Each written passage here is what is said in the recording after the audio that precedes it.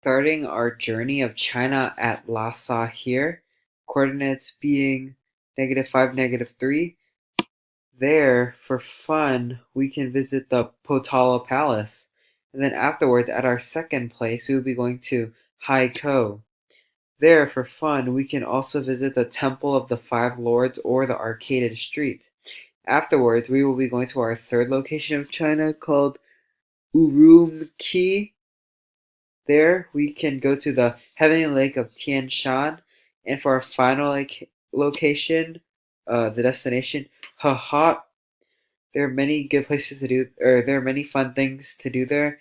The Da Jiao Temple or the Five Pagoda Temple.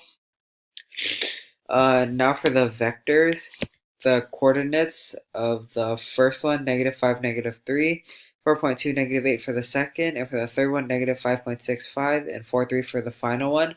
From the first to second, it's 9.2, -5, because you subtract the 4.2 to the minus the -5, which is 9.2. Then same for all of these, -5.6 minus 5.2, 4.2, 4 minus -5.